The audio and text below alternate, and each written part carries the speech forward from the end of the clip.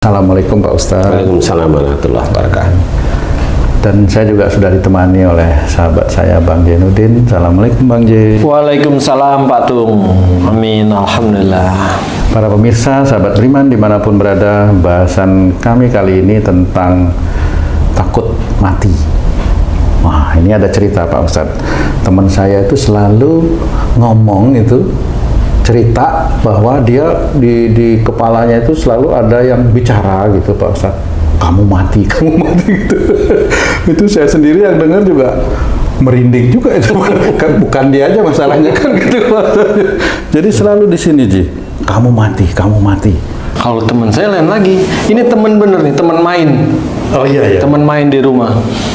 Dia tuh pernah melihat keranda ya? gotong, istilahnya orang meninggal nih dari masjid atau musola mau ke ambulan. Kan masuk tuh di jalan tuh, di gotong banyak yang miring. Dia itu bilang, kok kenapa saya ketakutan banget ya? Takut gitu loh. Tapi dia enggak cerita ada suara-suara enggak. Dia cuma ngelihat itu keranda terus ketakutan gitu. Dia juga heran, kenapa saya bisa takut gitu? Seolah-olah apa ya, bayangannya mati gitu loh.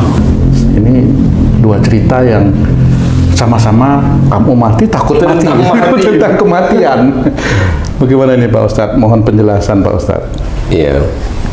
Bismillahirrahmanirrahim. Assalamualaikum warahmatullahi wabarakatuh. Waalaikumsalam warahmatullahi wabarakatuh. Amin ya rabbal alamin. Alhamdulillah.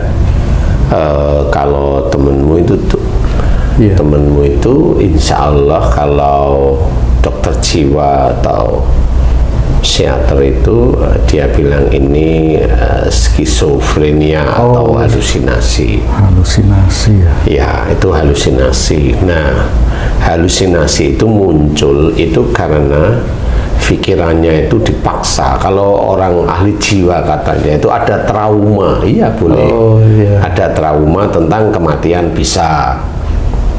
Tapi nggak pernah ketemu gimana cara menyelesaikan. Nah, di sini secara Islami dengan akhlak kembali pada jalan Allah, saya akan memberikan analisa, kemudian bagaimana nanti cara menyelesaikan yang seperti itu. Mudah-mudahan kan diizinkan Allah selesai ya, amin. Jadi seorang yang di dalam sininya kamu mati seperti itu, insya Allah dulunya dia pernah ada, ya kalau bilang traumatik itu sesuatu yang menjadikan seseorang itu berpikir melebihi batas. Menurut saya ya. Jadi kalau orang bilang traumatik itu kan trauma karena maaf nih pernah diperkosa, itu kan traumatik.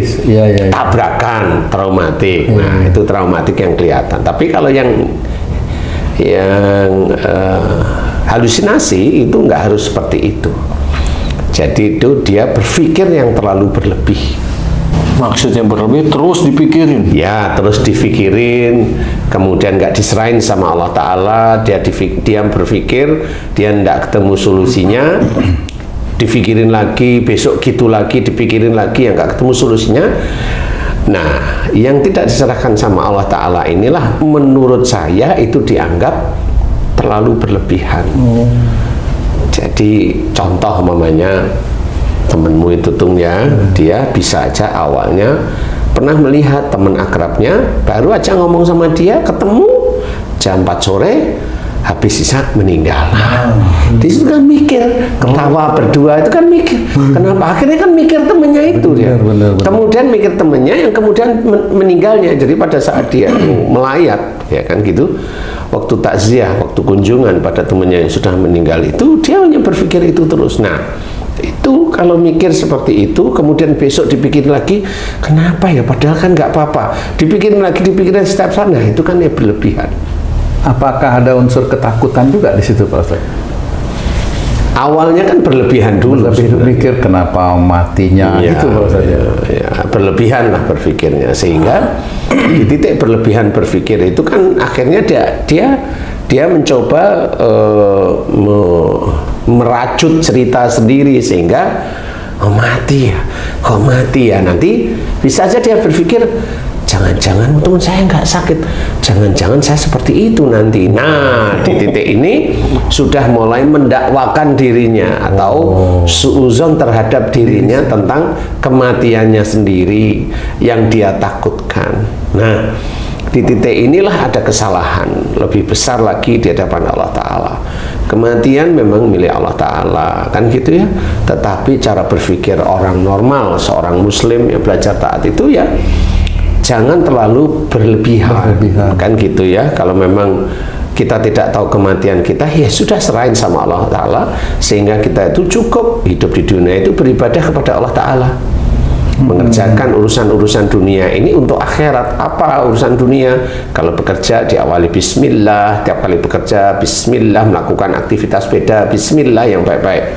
Kalau ada ujian jangan marah, kalau ada ujian jangan emosi, kalau ada ujian jangan ngambek, kalau ada ujian jangan bersedih terlalu dalam, seperti itu. Nah, sebenarnya itu memang secara prinsip tidak tertulis, tetapi sebenarnya orang itu diajar oleh Allah Ta'ala itu di level yang stabil aja. Sedih boleh tapi jangan berlebihan, nangis boleh tapi jangan berlebihan, marah, nah kalau marah jelas tidak boleh, jelas, jadi jangan marah kalau bisa. Karena yang menjadikan marah kita itu ya ujian. Ujian dari mana ya? Dari Allah Ta'ala. Menguji, ngapain menguji saya? Kan menguji iman sebenarnya. Tapi kalau nggak mampu ya selesai, berarti ujian emosinya tidak lulus. Sama seperti orang yang berpikirnya berlebih, diuji oleh Allah Ta'ala dengan ujian tadi. Dia memang menangan di sisi pekerjaan, tapi pada saat dia diuji oleh Allah Ta'ala dengan temannya yang meninggal itu, dia berpikir berlebih, dia pikirannya akhirnya tidak menyerahkan pada Allah Ta'ala, sehingga dia kebablasan. Berarti saya bisa sewaktu-waktu meninggal. Nah, di titik itu terngiang terus.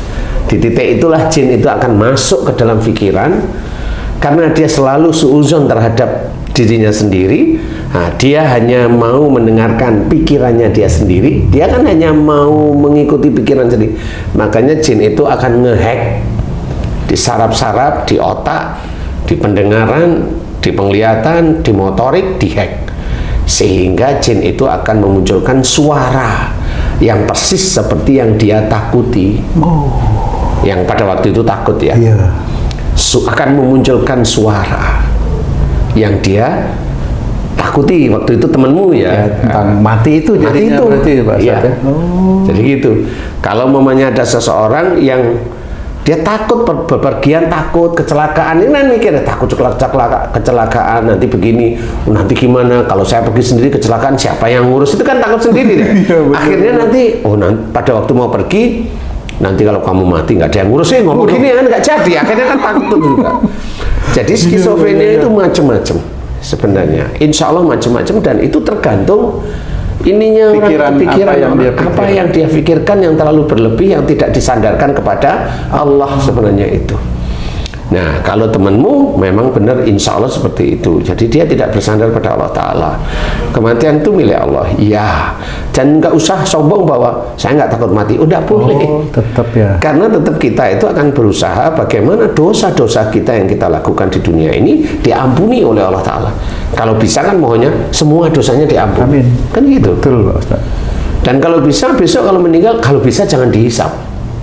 Amin. Wah, kan itu Luar biasa. keinginan yang kuat. Nah, bagaimana dengan tujuan itu? Nah, tujuanlah yang baik. Seperti itu. Jadi seseorang yang seperti temanmu tadi itu ketakutan dia tentang umpamanya pernah melihat temannya meninggal, atau dia baru saja ngobrol dengan ibunya, ngobrol enak, ketawa ketiwi-ketiwi, dia sholat, ibunya masih belum meninggal di tempat duduknya tadi, malahan lah trauma dia. Kayak shock gitu. Kayak shock lah itu, yaitu traumatik istilahnya. Nah, itu bisa seperti itu, bisa aja semuanya. Atau dia boncengin temennya jatuh di kelindas, nah itu kan shock. Jadi itu macam-macam. Itu menimbulkan halusinasi. Insya Allah kalau itu berlebihan akan menimbulkan halusinasi.